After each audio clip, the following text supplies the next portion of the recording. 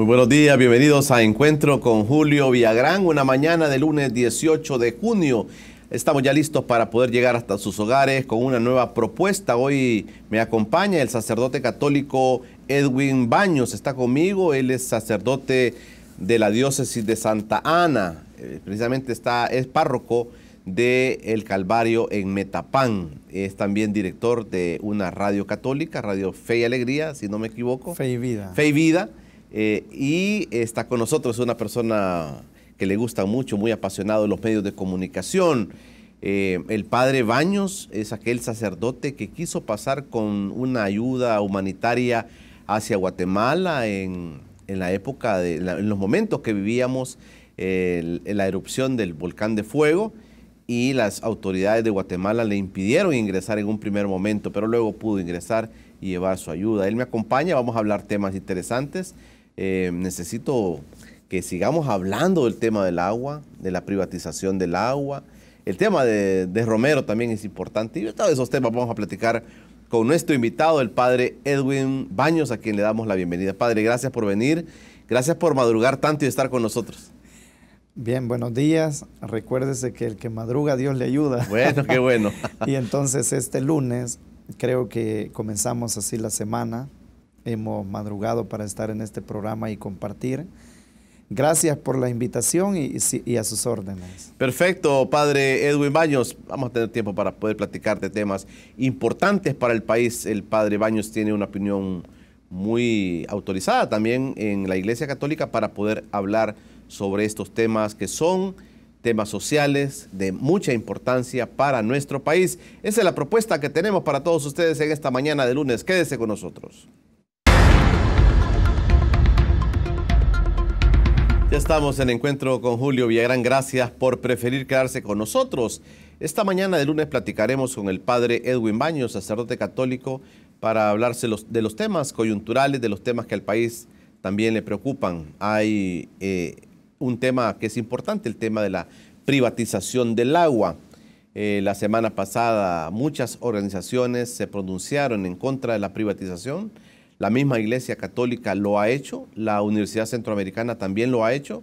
El sábado 70 organizaciones sociales se congregaron, marcharon y se congregaron en El Salvador del Mundo para protestar por una inminente privatización del agua. Esto ha generado reacciones de partidos de derecha que presentaron esa moción hace algunos meses. Ellos dicen que no hay tal privatización.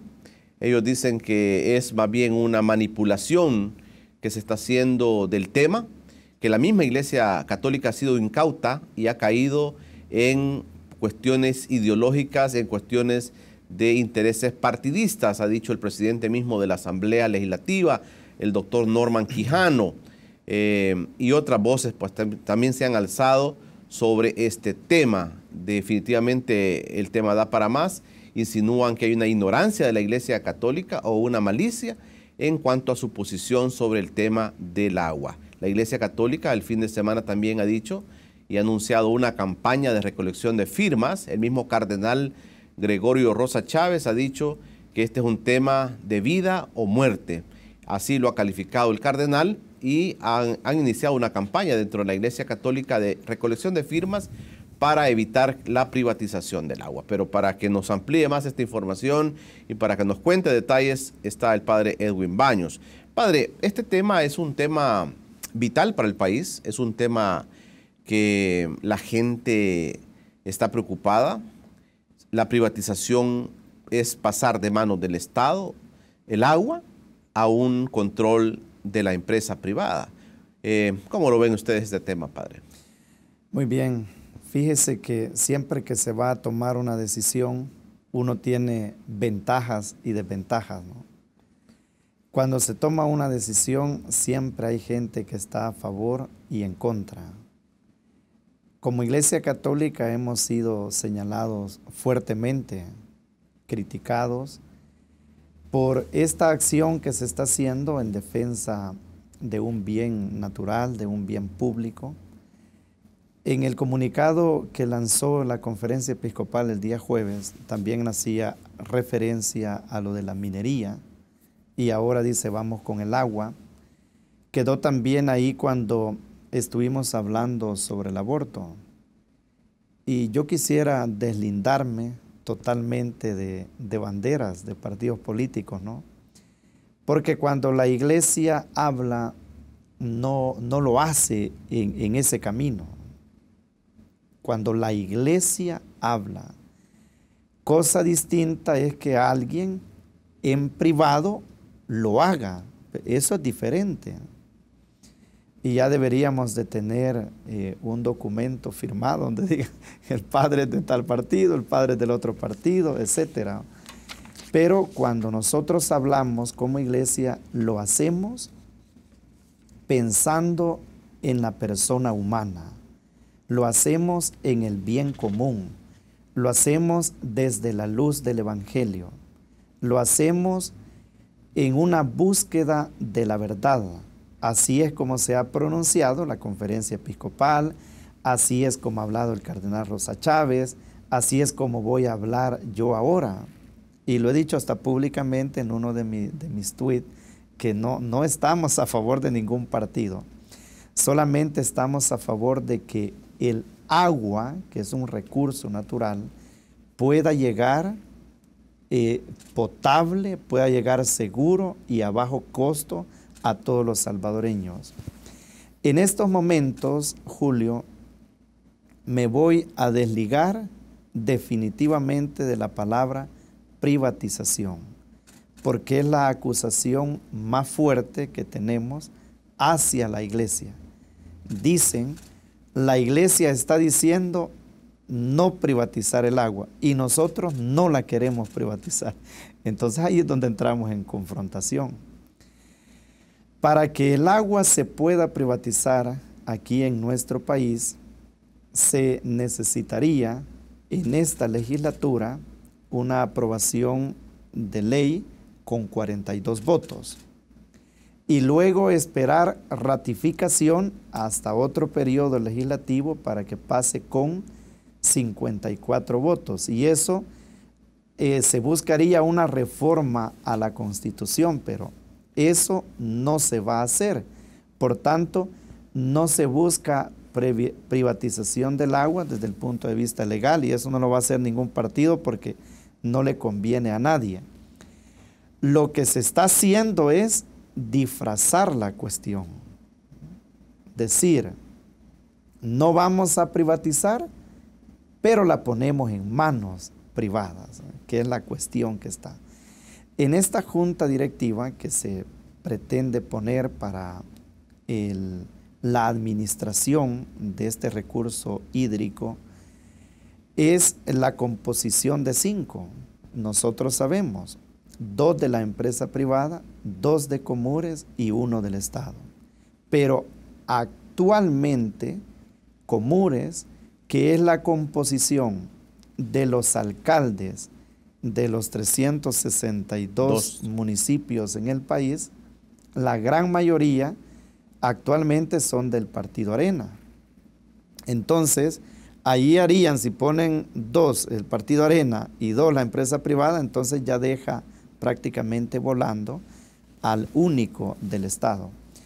Y en estos 5 artículos que ellos han aprobado para la conformación de la Junta, se abogan las decisiones en la administración del agua.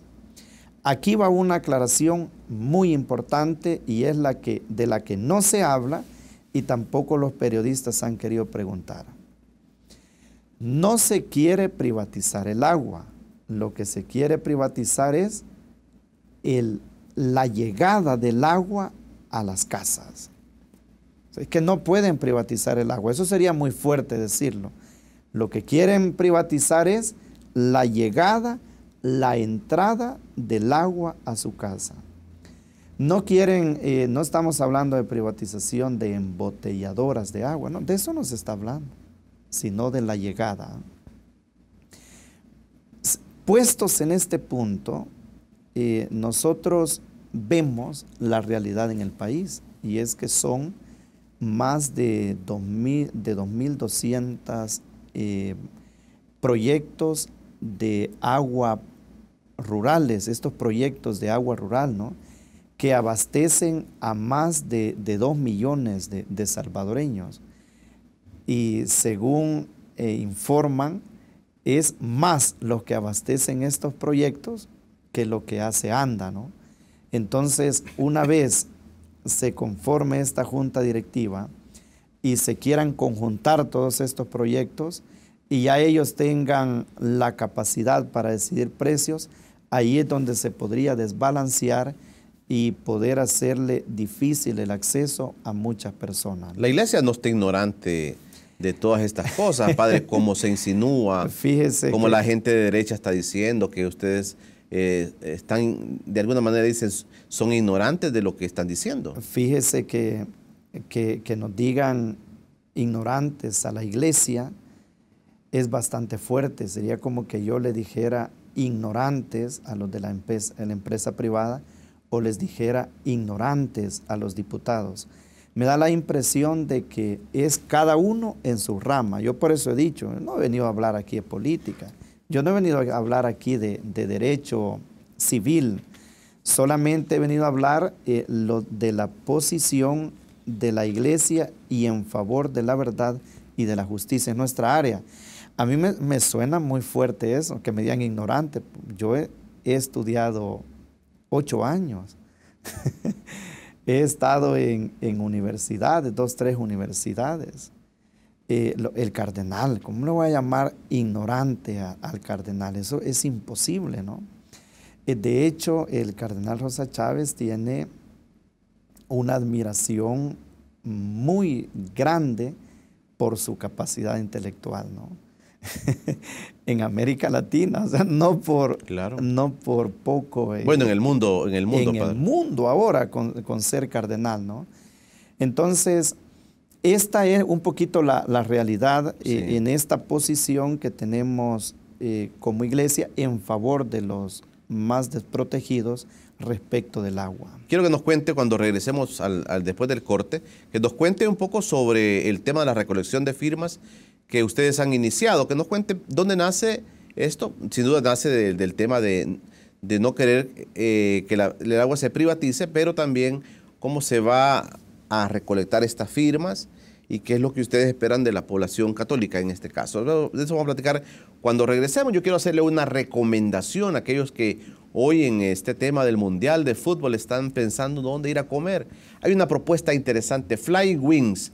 Si usted es amante de las alitas, bueno, con su familia puede ir a estos restaurantes de Flying Wings. Tenemos uno en Metro Centro Santa Ana y otro en Multiplaza aquí en San Salvador.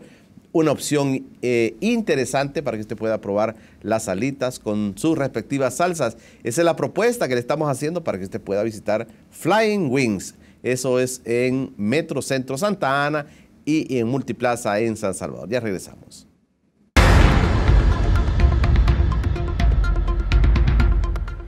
Estamos ya de regreso en Encuentro con Julio Villagrán, platicando con el padre Edwin Baños, sacerdote católico, para hablar de temas de la coyuntura. La privatización del agua es el primer tema que estamos hablando. Padre, inclusive, no sé si usted tuvo la oportunidad de ver la marcha de la Universidad de El Salvador. Llegan a la Asamblea Legislativa y luego se da una confrontación de los estudiantes. Cuando ingresaban las autoridades de la Universidad de El Salvador, se lanza gas pimienta a las mismas autoridades y luego empieza una serie de acusaciones sobre el tema de que le llaman hasta terroristas a los estudiantes. Se han acusado, como frecuentemente se hace, de que estos no eran estudiantes y cosas así, pero el mismo rector de la universidad ya encabezaba esto. Este tipo de cosas a veces a la gente le parece como que estamos volviendo a los años 80, padre, cuando comenzábamos el conflicto y las marchas y todo esto, pero ¿a ustedes les preocupa esta situación de cómo está desencadenando socialmente el tema? Sí, no diría que nos preocupa, sino nos ocupa. La iglesia trabajará siempre por la justicia y por la paz. Y estas manifestaciones las tenemos nosotros en el país, gracias a Dios, como salvadoreños, hasta normadas a través de la Constitución, ¿no? Estas manifestaciones tienen que ser pacíficas, tienen que ser con espíritu cívico por parte de aquellos que se manifiestan. Y de la misma manera han de recibirlas también aquellos hacia donde se dirigen, porque en esta ocasión fue hacia la Asamblea Legislativa, en otra ocasión ha sido hacia Capres, en otra ocasión hacia otro ministerio, etcétera, ¿no? La gente tiene el derecho, pero veamos nosotros lo siguiente. La iglesia, ¿qué es lo que está haciendo para hacer esta manifestación de su derecho? Recoger firmas. Entonces, aquí en la arquidiócesis lo han comenzado hace mucho tiempo, pero a raíz del pronunciamiento que hizo la semana pasada la conferencia episcopal, se ha extendido ya hacia las otras diócesis. Por ejemplo, nuestro obispo en la diócesis de Santa Ana, el día jueves, él tomó la palabra y al final dijo que la conferencia tenía ese proyecto de recolectar firmas y que lo hiciéramos en las parroquias.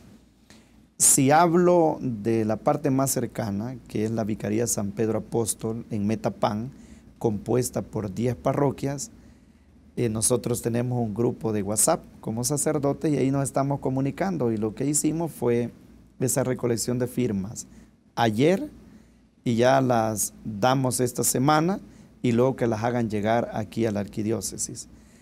A mí me parece que es una manera, como ciudadanos, San Juan Bosco lo decía, ¿no? Buenos ciudadanos, buenos cristianos. Si nosotros vemos una causa justa, es la manera de manifestarnos. Y como ve, pues quizás no sea necesario salir a las calles, que no lo vamos a hacer, pero sí pedimos esa cordura, ese respeto, saber que personas que van por la calle tienen el derecho, ¿no? Y también un llamado a aquellos que salen a la calle, que no anden manchando paredes, que no anden tirando piedras, que no dañen los vehículos. O sea, porque violencia engendra violencia.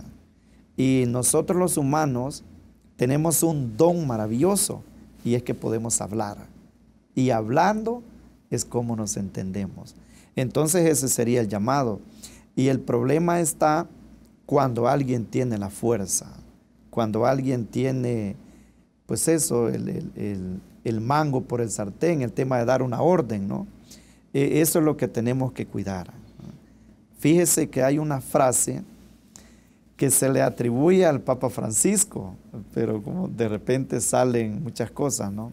Que dice: ve saludando a todos mientras subes, porque serán los mismos que te encuentren cuando vayas bajando. Entonces de repente alguien está arriba, tiene el poder, da una orden y no se percata que está dañando a los de abajo. Y que en algún momento pues podemos estar de la misma manera y exigiendo los mismos derechos, ¿no?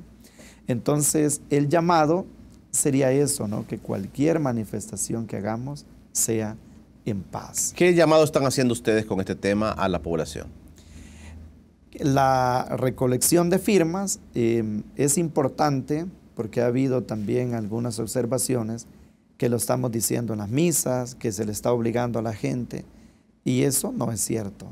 O sea, se expone el caso, el tema del agua, que es un derecho que queremos que el Estado tenga parte en la toma de decisiones para poder llevarlo a todos los salvadoreños, y aquellos que quieran, que pueden firmar. ¿Hay una propuesta de ustedes como Iglesia Católica, padre? Respecto a esto del manejo del agua. Sí, efectivamente. Lo que ha pedido la conferencia es la vuelta a los 92 artículos que estaban ya con suficiente consenso en la legislatura 2012-2015, y luego esa es la que se apartó y solo se han dejado 5, que lo que han hecho es reducir más el tema y luego ponerlo en manos más de privados. Yo escuchaba a algunos obispos hablar de que la propuesta de la Iglesia Católica era más bien que el Estado tuviera control siempre sobre el agua y no como se propone, digamos, en esta junta directiva, 2 de la ANEP, 2 de Comures y 1 del gobierno. Quiero retomar esa frase, mire, todo tiene ventaja y desventaja. Le voy a hacer un símil. Hace un tiempo se estuvo tratando mucho el tema de la CIGED y ahí hubo muchas manifestaciones. La iglesia no dijo mayor cosa en ese sentido, ¿no? Pero ¿cuál era la cuestión ahí? Que el Estado era el que quería agarrar el poder de los medios de comunicación. Ni más ni menos, ¿no? Sin embargo, se pusieron muchos paros ahí, se pusieron cuestiones contra la Sala de lo Constitucional, etcétera. Y ahora parece ser lo contrario, ¿no? Que se está pidiendo que el Estado tome parte y papel activo. Todo tiene su ventaja y desventaja. Averiguando sobre el tema, algunos dicen, antes era difícil tener una línea de teléfono y ahora que se privatizó el tema de la telefonía, todo mundo tiene su línea, algunos tienen 2 o 3. Dicen los salvadoreños, seguimos lo mismo, estamos comunicados. Estamos en un símil, ¿no?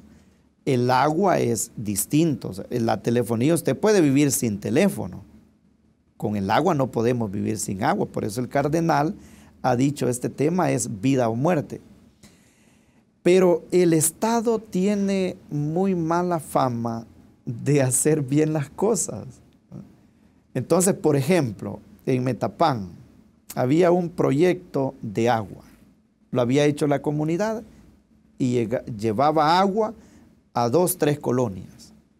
Luego ANDA dice, pásenlo a nosotros. Y desde que lo agarra ANDA, pues aquello ya no funcionó muy bien. Entonces ahí todo tiene su ventaja y desventaja. Lo tienen en privados, uno puede exigir, sabe quién se va a dirigir. Usted mencionó, por ejemplo, este caso que tuvimos con Guatemala, ¿no? Nos ponían como 3 instituciones, que tenía que decidir una, que tenía que decidir otra, que tenía que decidir otra, mientras que si está a veces en manos de particulares, de privados en este sentido, a veces las cosas son como más rápidas o son más ágiles, pero el tema es que se vaya a encarecer mucho el agua, porque eso es lo que se está viendo. A mí me suena fuertísimo cómo titulan los obispos el pronunciamiento, ¿no? Que se nos vaya a morir, como dice. Que los pobres no se mueran de sed. Que los pobres no se mueran de sed. Entonces eso es, ¿no? Creo que nadie se va a morir si no hace una llamada telefónica. Bueno, a no ser que sea para los bomberos, ¿no? Pero que le falte agua por encarecimiento, entonces eso sí sería... El mismo diputado Raúl Beltrán Bonilla dijo sobre esa frase, padre, dijo, este tiene un contenido ideológico fuerte de parte de la Iglesia Católica, decir esto, que los pobres no se mueran de sed. Sí, yo quiero decir algo al respecto. Debemos de tener cuidado en el sentido de tomar a los pobres siempre como bandera para pronunciarnos o hablar. Y eso viene como autocrítica para nosotros la iglesia, pero va autocrítica también hacia los partidos políticos. Tengámoslo muy en cuenta, porque siempre que van candidatos a hablar y en campañas, todo mundo, sin apartar color, ¿qué es lo que dicen? Para ayudar al pueblo, para ayudar a los pobres, para estar con los que más lo necesitan, etcétera. Pero aquí hay una realidad. El agua debe llegar a todos y que sea buena. Entonces esta tiene que ser una responsabilidad del Estado, porque el Estado es el que tiene que velar por el bien común de los salvadoreños en nuestro país. Si la empresa privada velara por este derecho y para poner buena agua a todos los salvadoreños, yo diría bienvenido. Pero la empresa privada lo que va a querer es lucrarse. Lucrarse, o sea, aumentar su ganancia. Su ganancia. Ese es el problema. Perfecto. Padre, vamos a hacer una pausa. Cuando regresemos también quiero aprovechar que está usted con nosotros para hablar un poquito sobre el proceso que lleva Monseñor Romero, y también quiero aprovechar para que nos cuente un poco la posición de la Iglesia Católica sobre el tema del aborto. Hay algunas posiciones que se han dado en los últimos meses en el país. En Argentina se conoció el fin de semana también la aprobación de una ley que permite pues el aborto. Así se ha puesto en este país. De eso vamos a platicar con el padre Edwin Baños, que también es escritor. Ya nos va a contar un poco en el siguiente bloque lo que ha escrito, y le damos seguimiento nosotros porque es una voz, como digo, autorizada dentro de la Iglesia Católica. Ya regresamos.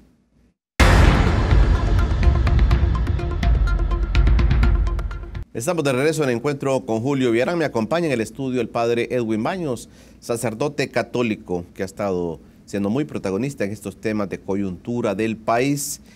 Padre, se dice muchas veces que el Papa Francisco le da un respiro a la Iglesia Católica, que el Papa Francisco da otras líneas de trabajo y que la Iglesia comienza a despertar. Algunos creían que la Iglesia Católica en El Salvador vivía un poco apagada ya de los temas sociales. Por eso es que ahora pues la reacción de algunos es decir, nuevamente están siendo manipulados por intereses ideológicos o intereses partidistas, pero es una cuestión que el Papa Francisco, dicen algunos también, ha venido como promocionando dentro de la Iglesia Católica. Y a propósito también de su libro que habla sobre el Papa Francisco. Nosotros defendemos aquello que no pesa, defendemos la vida, defendemos la verdad, defendemos la justicia y defendemos el amor. Y en este caso defendemos también la misericordia. O sea, misericordia es poner el corazón en la miseria, ¿no? El Papa Francisco ha sido ciertamente un gran respiro desde que hubo cónclave con la elección del Papa Benedicto XVI. En ese momento el cardenal Bergoglio, se cuenta, ¿no? Acuérdense que desde que dicen extra omnes, sí, ya no se sabe lo que pasa ahí en la sala Sixtina, ¿no? Pero se dicen que él fue el segundo lugar, ¿no? Y yo siempre he pensado qué hubiese sucedido si hubiese llegado el cardenal Bergoglio inmediatamente después de un Juan Pablo II, ¿no? El Espíritu Santo no se equivoca y que permitió que un hombre que tenía un profundo conocimiento, como era el cardenal Ratzinger, prefecto para la Congregación de la Doctrina de la Fe, quedara y le diera una asentada a la iglesia, ¿no? Que con el Papa Juan Pablo II uno lo ve videos, bueno, sus visitas aquí al país en 1983 y después en el 96, ¿no? Un hombre hablando con una gran fuerza, ¿no? Un carisma impresionante. Pero el Papa Benedicto, él siempre ha sido así más moderado, más tranquilo. Imagínense que después de alguien súper carismático, lo vamos a llamar así, hubiese llegado este súper carismático que es el Papa Francisco, ¿no? Entonces, ha habido unas líneas del Papa Francisco, ciertamente volver con el espíritu de San Francisco de Asís. Nosotros pensamos que, bueno, en aquel primer momento, ¿no?, que se había puesto Francisco por Francisco el de Navarra, el misionero. Se me ha escapado ahora, San Francisco el jesuita. Se me ha escapado ahora, pero él es de Navarra.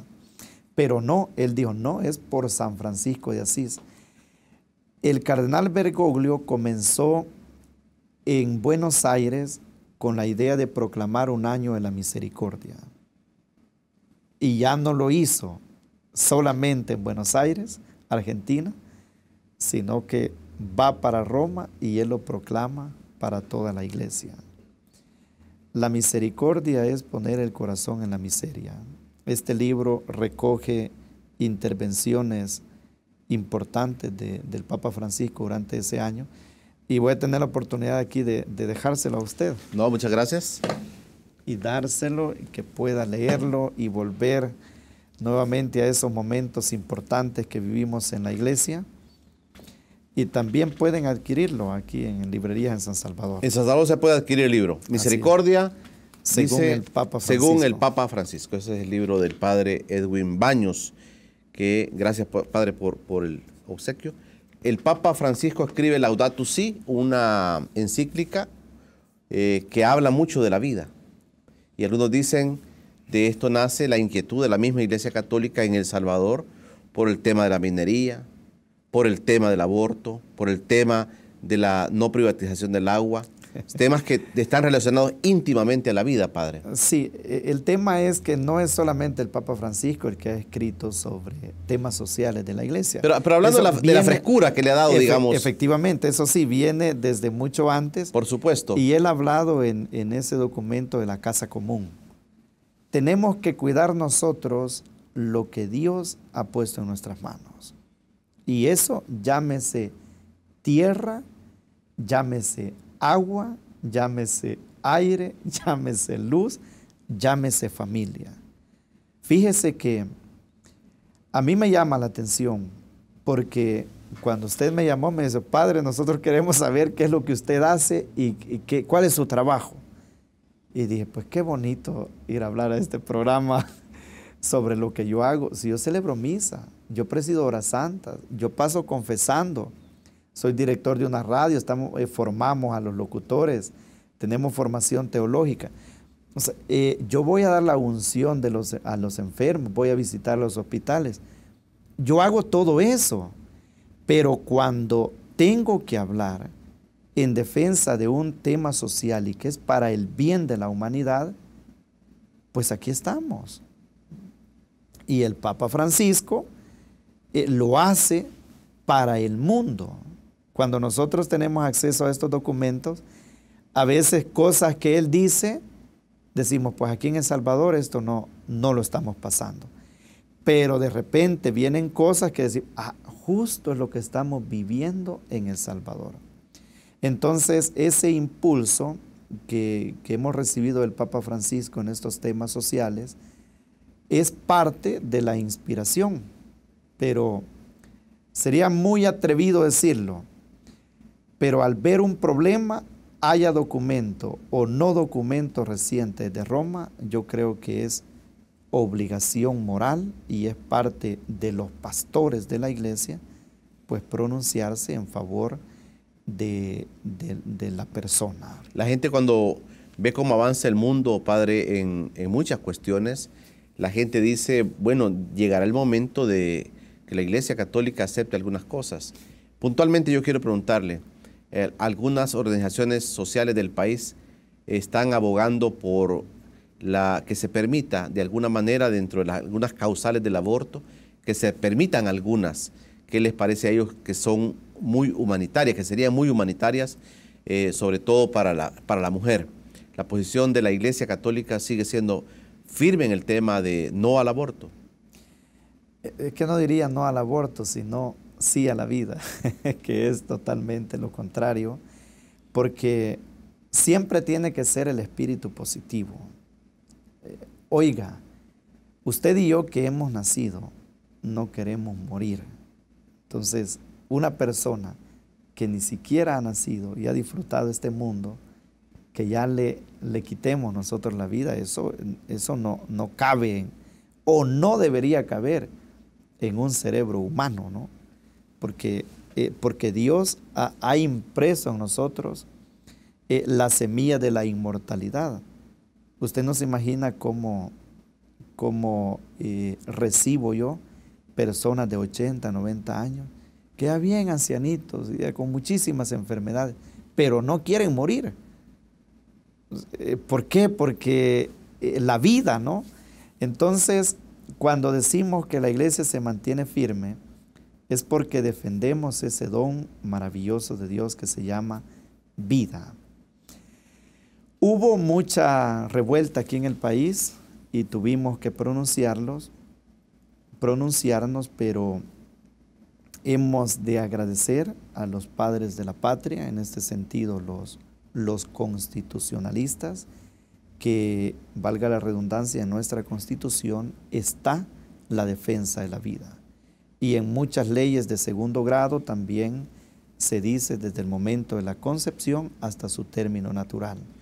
Entonces, en ese sentido, nosotros estamos en paz o tranquilos, le diríamos, pero como de repente vienen estos aires que quieren mover cosas, pues nuevamente tenemos que pronunciarnos.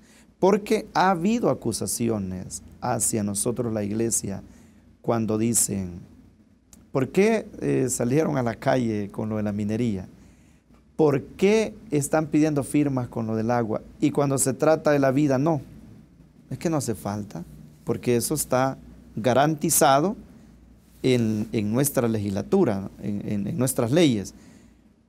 Pero cuando se quieren mover, pues entonces nosotros nuevamente pues defendemos ese derecho. Usted ha hecho referencia a algunas causales. Cuando se habla de esas causales, que son tres, el tema cuando es por violación, cuando es inviable, recuérdeme el otro. La vida de la mujer, dice. La vida de la mujer. Siempre se toma ese tema como un sentimentalismo. Pero usted y yo tenemos que saber que los médicos son profesionales y ellos saben. Y ellos son los que toman decisiones en favor de la vida, un médico normal, cuando estas situaciones se dan. Lo que sucede en muchos países, y Latinoamérica no estamos exentos de eso, es que no contamos con los medios para luchar hasta el último momento por la vida de la madre y por la vida del hijo. Cuando estaba este movimiento, estoy hablando con un médico, amigo, y me dice, padre, me hace la pregunta en el ámbito moral. Él es intensivista y me dice, padre, si la decisión sobre la vida para mí es dificilísimo, porque solo tenemos, no recuerdo cuántas me dijo, pero digamos 5 o 7 camillas donde se le puede dar atención ya en los últimos momentos. Oiga, y usted tiene 10 personas, 15 personas esperando, ¿y cómo hace? Usted tiene que decidir sobre la marcha a quién va a poner ahí. Y si el otro no lo pudo poner y murió, yo lo maté. No, no lo maté. Estuvo a la espera, los medios no faltaron y no pudimos. O sea, pero eso no quiere decir que sea un argumento para implementar la eutanasia. O sea, lo que pasa es que sumado a este sentimentalismo, se quieren abrir puertas para después generalizar el tema del aborto. O ya legalizar o poner clínicas donde quieran y como sea, ¿no? Igual siempre el tema lucrativo, ¿no? Y ya en ese momento ya nadie se va a percatar, no es que fue por violación, no es que es inviable, no es que es esto así, no va. Entonces, por eso es que nosotros somos firmes en nuestra posición en defensa de la vida. Perfecto. Padre, cuando regresemos, yo también quiero aprovechar el tiempo y preguntarle sobre el tema de Romero. El tema de Romero vuelve al escenario. Se habla ya del 14 de octubre, la canonización de Romero. Y esto va a traer muchas cosas positivas al país, esperamos, ¿verdad? Y también detalles que se van a conocer. De eso quiero que platiquemos cuando regresemos después del corte.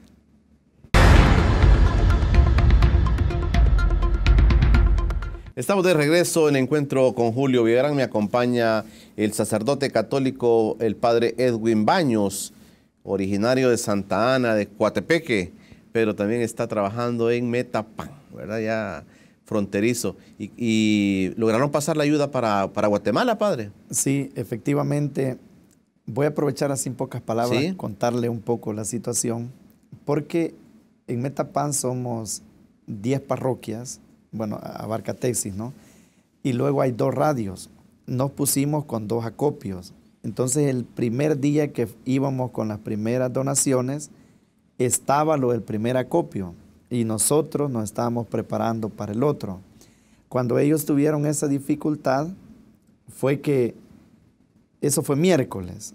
El día jueves estuvimos con la gestión, estuvimos en comunicación permanente con las autoridades de Guatemala, me llamaron personalmente, y entonces el día viernes ya fui yo, o sea, el miércoles fue otro sacerdote, jueves estuvimos preparando y el día viernes fui yo y el sábado fue el otro compañero sacerdote.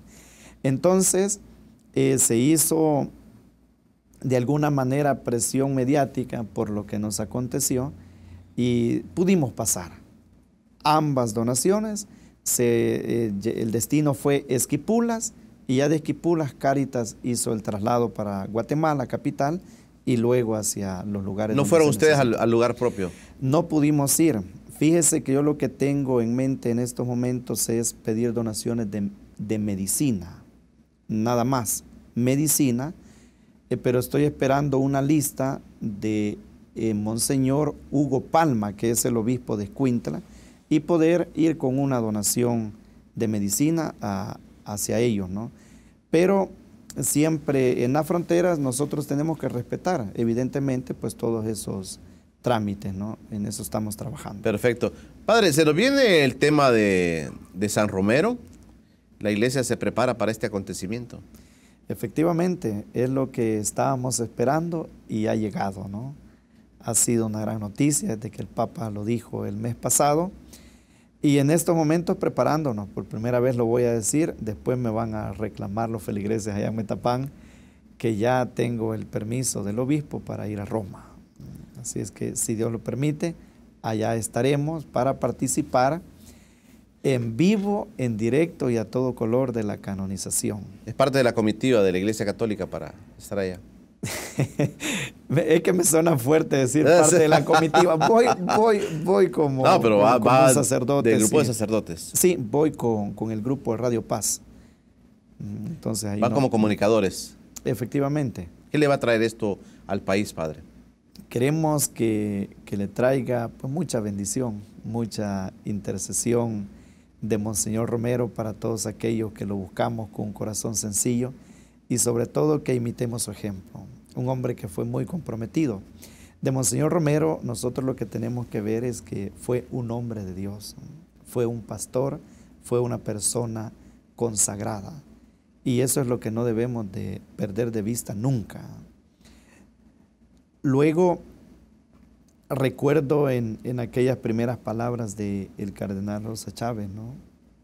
Me han nombrado a mí, pero este título era para Monseñor Romero y se lo dedico a él.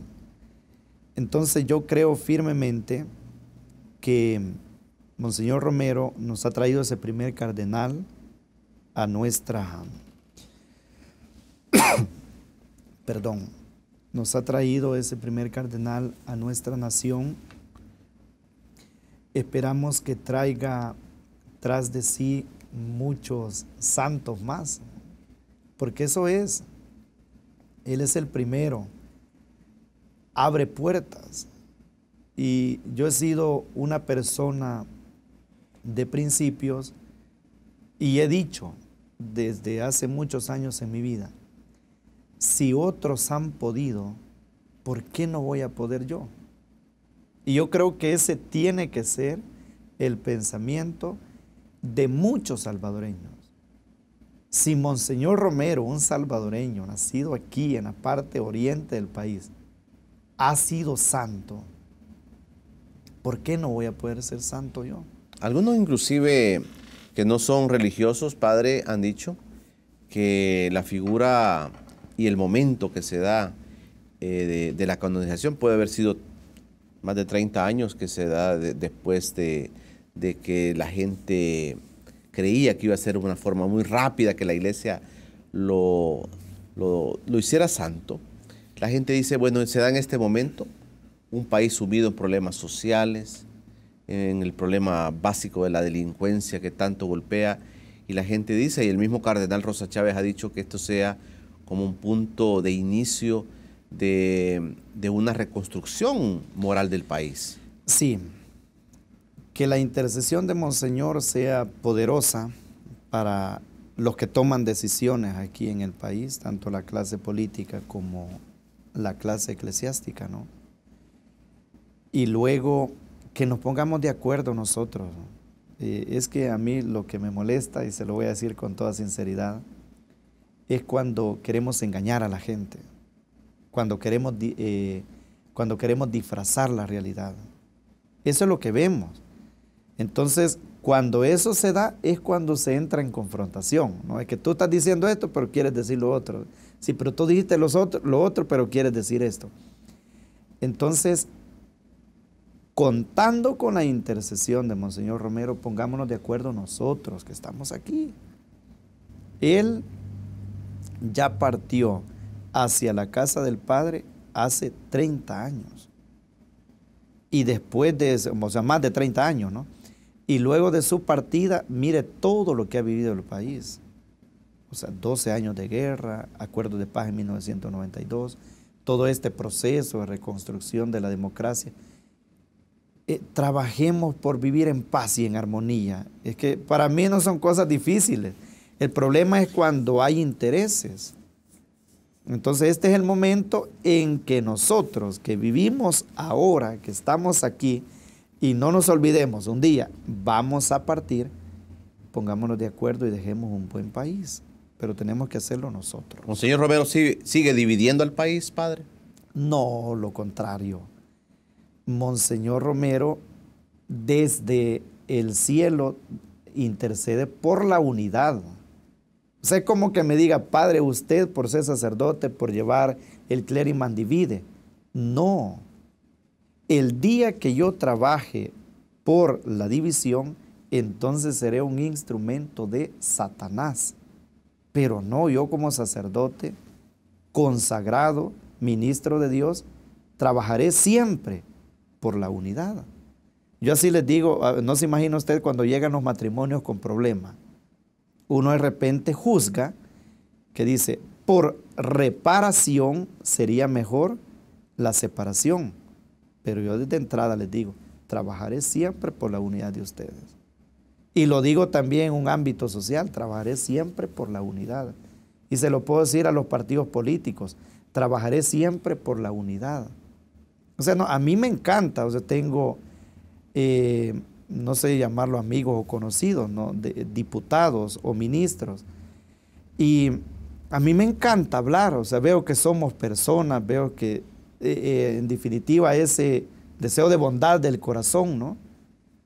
Lo tenemos, pero el problema es cuando peleamos intereses. Ahí es donde vienen las confrontaciones y las divisiones. Pero Monseñor Romero, que sea una bandera de unidad y tomémosla todos. No debe extrañarnos, porque si de Jesús se dice, le dice el anciano Simeón, este será puesto como signo de contradicción. O sea, a mí no me extraña que Monseñor Romero haya sido en su época signo de contradicción. A mí no me extraña que yo como sacerdote sea signo de contradicción, pero yo no estoy trabajando por división, estoy trabajando por unidad. Eso tenemos que ver en Monseñor Romero. Será el 14 de octubre en el Vaticano, y en El Salvador habrá alguna celebración luego. Es lo que estoy esperando. Esa pregunta se la hacía yo a nuestro obispo, Monseñor Miguel Ángel Morán, si estaba preparado algo ya a nivel de conferencia episcopal, y él me dijo que todavía no. Sin embargo, esperemos noticias pronto porque ellos acaban de estar en reunión extraordinaria como conferencia episcopal y seguramente fue un tema que se tocó. Le pregunté que si a nivel de diócesis de Santa Ana se tenía algo. Su respuesta fue que esperar qué es lo que dijera primero la conferencia. Y si pensamos en la zona de Texas, Metapán, para allá, alguna celebración vamos a hacer nosotros ya regional. Con la clausura del Año de la Misericordia, la conferencia pensó una organización bonita. Unidad, unir dos parroquias, dos diócesis para la clausura. A nosotros nos tocó unirnos a Sonsonate, Santa Ana y Sonsonate, celebramos la clausura del Año de la Misericordia.